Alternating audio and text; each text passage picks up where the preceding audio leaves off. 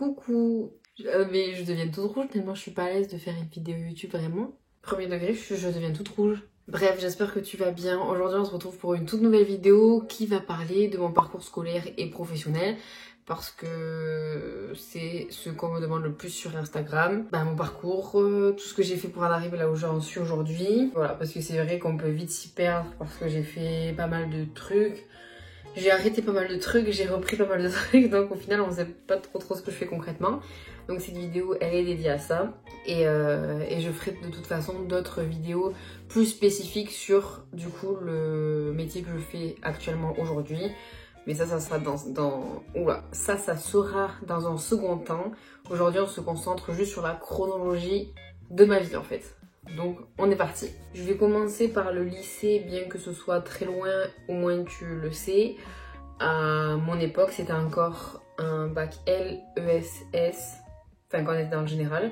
Et du coup moi j'ai fait un bac L parce que j'aimais bien les langues et j'étais nulle en maths. Donc le raccourci était vite pris, c'était bac L et voilà c'est tout. Donc j'ai fait un bac L que j'ai eu tout juste ce qu'il fallait pour l'avoir. Donc je l'ai eu et ensuite il fallait que je sache ce que je voulais faire après. Je savais déjà ce que je voulais faire après, c'était un BTS audiovisuel. Sauf qu'au Pays Basque, il n'y en a qu'un qui est à Biarritz et c'est une école publique. Donc comment te dire que quand t'as tout juste la moyenne d'avoir ton bac, être accepté dans une école publique c'est quasi impossible. Donc j'ai quand même fait la demande et sans surprise j'ai pas été prise.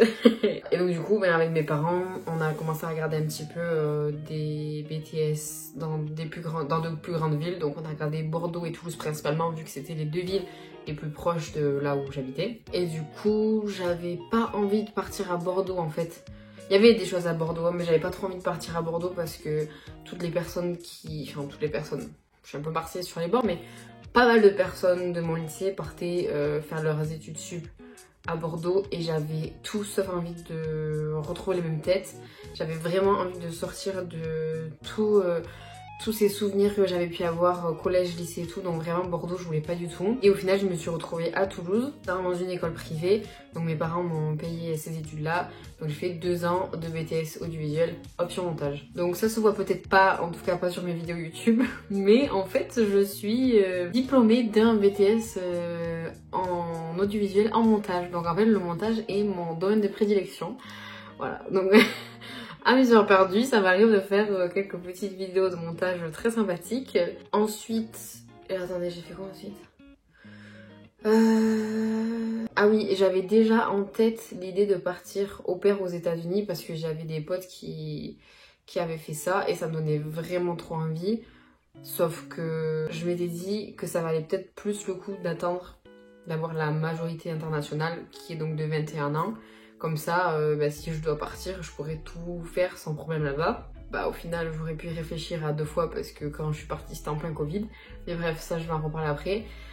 Donc au final, j'en ai discuté avec mes parents aussi. Et finalement, j'ai fait une licence métier du numérique. Donc je me suis dit, voilà, j'ai juste 1 an en plus à faire. Et comme ça, je valide un bac plus 3. Et comme ça, je peux partir aux États-Unis à mes 21 ans quoi, enfin à mes 21 ans passés. Donc c'est ce que j'ai fait une licence anglaise, donc j'ai fait 2 ans à Toulouse et je suis revenue 1 an au Pays Basque, donc je suis revenue chez mes parents. Bon je t'avoue que cette licence elle m'a pas apporté de ouf, enfin on peut pas cracher dans la soupe mais c'est pas cette licence qui m'a apporté le plus de connaissances, bien qu'elle a réussi à me faire passer un stage de ouf pour le coup. Vraiment, c'est mon stage qui m'a quasi tout appris. Donc j'avais un stage de 3 mois à la fin de ma licence. Et voilà, et je suis toujours en contact avec mes maîtres de stage qui regarderont peut-être cette vidéo d'ailleurs parce que c'est vrai qu'ils regardent quand même pas mal ce que je fais. Donc franchement, ce stage était incroyable. J'ai trop kiffé ma vie. Et donc en parallèle en fait de cette année où j'étais en licence, j'avais commencé les démarches pour partir fille au pair aux États-Unis. Donc voilà, je faisais ça en parallèle. Je m'occupais en fait du départ. Et voilà, donc j'ai clôturé mon année de licence en septembre 2020.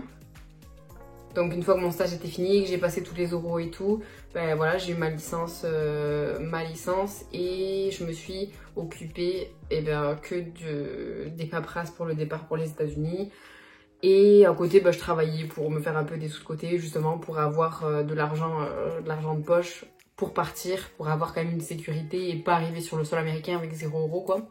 Enfin 0 $ pour le coup. Et voilà, donc du coup, voilà.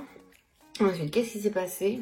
Il s'est passé que je suis partie donc aux États-Unis en février 2021, donc il y a un an en fait. Il y a un an, et j'étais partie pour un an. De base, c'était ça qui était prévu. Si vous êtes intéressé par ces aventures aux États-Unis, je vous laisse aller voir toutes les vidéos. Enfin, il y a quand même pas mal de vidéos dédiées à cette expérience. Si vous me connaissez déjà, vous savez très bien ce qui s'est passé et pourquoi j'en suis là aujourd'hui. Si vous venez d'atterrir sur ma chaîne, je vous laisse découvrir ce qui s'est passé, parce qu'il s'est passé quand même pas mal de choses. Donc finalement, je suis restée que un mois. Donc j'ai fait février-mars États-Unis. Et après, je suis rentrée en France en mode, je fais quoi? Vraiment, je fais quoi? Moi j'ai l'avantage de savoir ce qui me passionne, j'ai la chance de savoir ce qui me plaît, ce que j'avais envie de faire professionnellement parlant. C'est juste que je pensais pas que ça allait arriver de sitôt, vu que j'étais censée rester aux États-Unis un an, voire 2.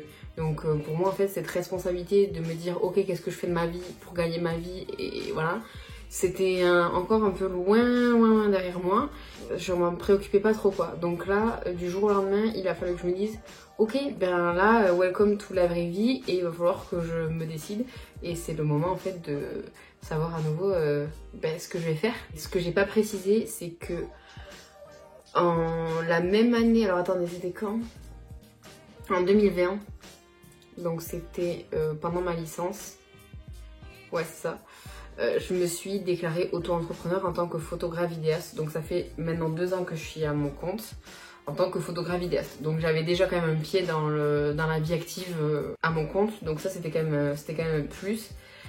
Et voilà. Et donc du coup quand je suis rentrée, je m'étais dit soit je développe à fond ce côté-là. C'est très compliqué en tant que photographe vidéaste de se verser un salaire convenable en tout cas.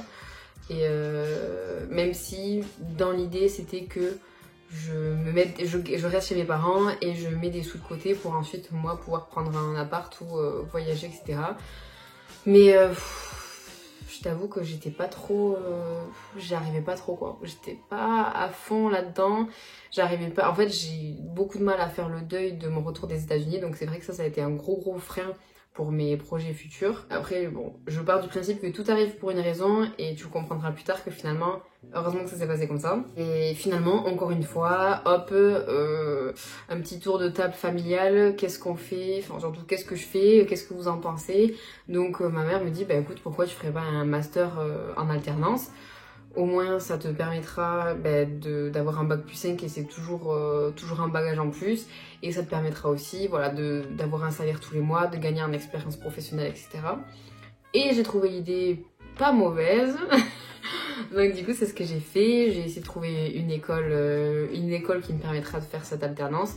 Donc j'ai trouvé une école qui est 100% en ligne. Moi, c'est pas quelque chose qui me dérangeait parce que je suis quand même assez autonome dans mon travail, donc c'est pas un truc du tout qui me dérangeait. Et justement, je kiffais bien parce que je pouvais faire mes cours de là où je voulais. Donc, j'avais pas de contraintes en fait de localisation, quoi. Je pouvais vraiment faire ce que je voulais, quoi. Enfin, en tout cas, pendant mes semaines d'école. Donc, j'ai fait un master marketing et communication. Et j'ai commencé à regarder donc des entreprises au Pays Basque, voilà, Bayonne, Anglette, Biarritz, tout ça. Finalement, l'amour a eu raison de moi. J'ai fini par chercher à Toulouse une entreprise. Donc j'ai passé 2 entretiens. J'ai passé un entretien à Bayonne, j'ai pas été prise. Et j'ai passé un entretien à Toulouse et j'ai été prise. Donc en fait, au bout du 2e, j'ai été prise. Et je remercie la nana de Bayonne de ne pas m'avoir prise parce que du coup, sinon je ne serais pas à Toulouse en appartement avec mon chéri. Donc encore une fois, tout s'est passé comme ça aurait dû se passer, donc je suis très contente. Voilà. Attendez, parce que là je me suis perdue dans mes pensées. Oui. Donc master marketing et communication, donc j'ai commencé en septembre dernier. Au début ça se passait bien. Après ça s'est un peu dégradé et l'alternance ne m'apportait pas non plus ce dont j'avais vraiment besoin. En fait, je me suis rendu compte que les compétences que j'étais censée apprendre, je les connaissais déjà et c'est vrai que je me faisais un peu chier dans mon alternance, je vais pas vous mentir. Donc j'ai décidé de tout arrêter. J'ai décidé vraiment de tout arrêter, le master et l'alternance. Et je me suis dit, mais en fait, je bosse pour quelqu'un pour pas cher, parce que je lui revenais pas cher. Mais en fait, les compétences, je les ai déjà. Donc en fait, ce qui va se passer, c'est que je vais tout lâcher et je vais me mettre à mon compte. Et je vais faire ce que je faisais pour l'entreprise, mais pour moi. Voilà, donc ça veut dire que je vais accompagner les entreprises. Donc là, du coup, attendez, parce que vous savez pas ce que je fais, mais je suis community manager. Donc en alternance, c'était mon rôle, quoi. J'étais la community manager de l'entreprise. J'ai tout quitté et du coup, maintenant, je suis community manager en freelance. Et du coup, je travaille avec plusieurs entreprises. Donc c'est moi qui vais gérer les réseaux sociaux de l'entreprise, gérer la marque, l'identité visuelle sur les réseaux sociaux. Donc voilà, c'est moi qui m'occupe de tout ça, mais à mon compte. Donc je suis libre comme l'air parce que justement j'ai cette autonomie et j'ai cette liberté de pouvoir travailler à mon rythme, comme je le veux, avec qui je veux, quand je veux, où je veux. Et ça, c'est incroyable. C'est incroyable et vraiment, ça faisait longtemps que je m'étais pas sentie aussi paisible. Vraiment paisible. Après, bon, moi je suis quand même une stressée de la vie, donc c'est vrai que j'ai quand même la pression de faire du bon travail parce que je suis aussi très perfectionniste. Et du coup, j'ai besoin que les choses soient bien faites. Quand je fais quelque chose, même si ça me plaît pas, j'ai besoin qu'elle soit bien faite. Donc c'est vrai que j'ai une certaine pression, mais sinon sur le reste, sur mon rythme de vie et tout, c'est exactement ce qui me va, ce qui me correspond et je suis trop contente. Donc aujourd'hui j'en suis là, j'ai commencé il y a 2 semaines parce que du coup j'avais mis un post sur LinkedIn en disant que je cherchais un poste en communication. Et il y a une nana qui travaille pour Ahmed Sondo, donc pour ceux qui sont du Pays Basque, vous devez savoir, c'est un centre commercial au Pays Basque, qui m'a contactée, parce que j'avais fait une vidéo assez sympa, que vous pouvez aussi retrouver sur mon YouTube d'ailleurs. J'ai fait une petite vidéo sympa qui a très bien marché. Très bien marché sur LinkedIn et du coup elle m'a contactée en me disant qu'elle avait vu ma vidéo, que ça lui avait beaucoup plu et si j'étais intéressée pour faire des missions en freelance pour eux quoi, donc pour le centre commercial. On a beaucoup échangé par téléphone, elle m'a donné leurs attentes, les missions qui me sont proposées. Elle m'a fait une proposition, je lui ai fait une contre-proposition, elle a accepté et me voilà avec ce contrat pour 6 mois. Donc je suis trop contente. Je vous ferai une autre vidéo dans tous les cas où j'expliquerai un peu plus en détail du coup toute cette partie-là, l'auto-entrepreneuriat, les démarches, enfin voilà, un truc un peu plus quand même détaillé par rapport à ce poste-là et voilà, juste de vivre de son entreprise. Mais c'était pas trop le but de cette vidéo. Là, c'est juste pour retracer tout mon parcours parce qu'on faisait que me demander et je vous avoue que c'est un peu chiant à chaque fois de répéter. Donc au moins c'est tout condensé dans une seule vidéo, on n'en parle plus et voilà. Donc si tu as des questions, que ce soit sur mes différentes formations, sur mes diplômes, sur mon parcours tout simplement, je t'invite à me laisser un commentaire sous cette vidéo ou tu peux très bien m'envoyer un message sur Instagram et je pense que ce sera le mieux parce que je suis H24 sur Instagram, donc au moins tu peux être sûr que je te répondrai rapidement. Et voilà, en tout cas je te remercie d'avoir eu cette vidéo. On n'oublie pas, tu sais, le truc là comme ça fait un peu cette forme là juste en dessous de la vidéo. Je crois que c'est bleu d'ailleurs si tu cliques dessus. Essaie de cliquer dessus pour voir si ça fait bleu. Ok, si ça fait bleu tu peux le laisser bleu du coup, ok. Allez, je te fais des gros bisous, on se retrouve pour une nouvelle vidéo très rapidement et je te souhaite une bonne soirée. Ciao!